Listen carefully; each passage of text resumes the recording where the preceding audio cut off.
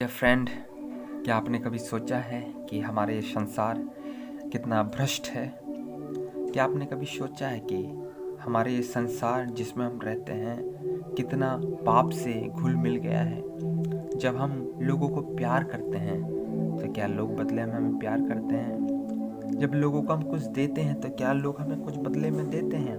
जी नहीं, इस प्रकार का प्यार, इस प्रकार का आशीष को हम देख नहीं पाते हैं। संसार हमसे हर समय बुराई करने की अपेक्षा में है ताकि हम भी उनके जैसा बन जाएं। जब लूका रचित सुसमाचार उसके 23 अध्याय को हम पढ़ते हैं, वहाँ पर पाते हैं कि यहूदी लोग जो हैं वे एक डाकू को, एक हत्यारा को, जो हत्या और बलवा के कारण जो नगर में हुआ था, जिसका नाम बरअब्बा था, उसको छोड़ने का भरसक प्रयास करते हैं। लेकिन वहीं दूसरी ओर यीशु है जिसने कोई गुनाह ना किया, जिसने अपने समय के लोगों को भोजन दिया, जिसने अपने समय के लोगों को आशीषों से भर दिया, रोगों को चंगा किया, कुष्ठ व्यक्तियों को शुद्ध किया, मृतकों को जिलाया, अंधों को आंखें दी और बहुत सारे ऐसे कार्य किए जिसके करने का मनुष्य के पास शक्ति नहीं है। लेकिन वही व्यक्ति जिसने आशीष का कार्य किया, जो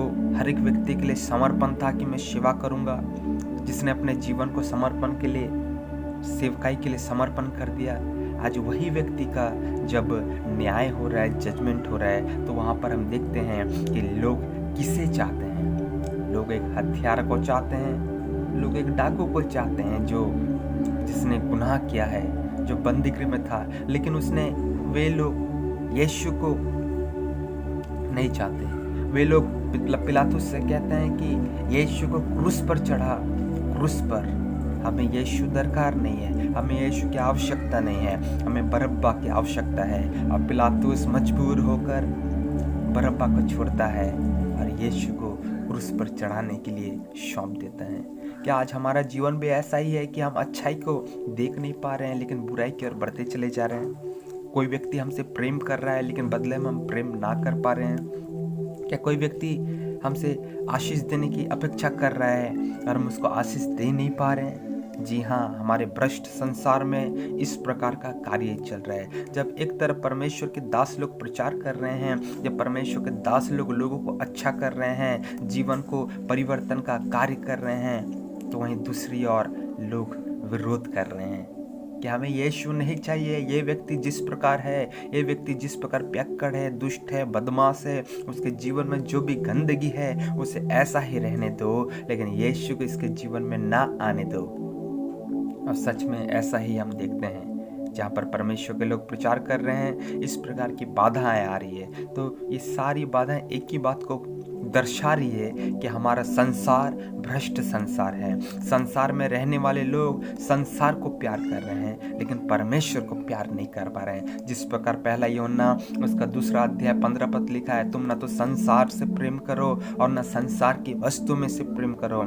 लेकिन आज संसार इतना भ्रष्ट हो चुका है, उसमें के लोग इतने भ्रष्ट हो चुके हैं कि वे संसार को प्रेम कर रहे हैं और उसकी वस्तु को प्रेम कर रहे हैं, लेकिन संसार को सृष्टि करने वाला परमेश्वर को छोड़ दिए हैं।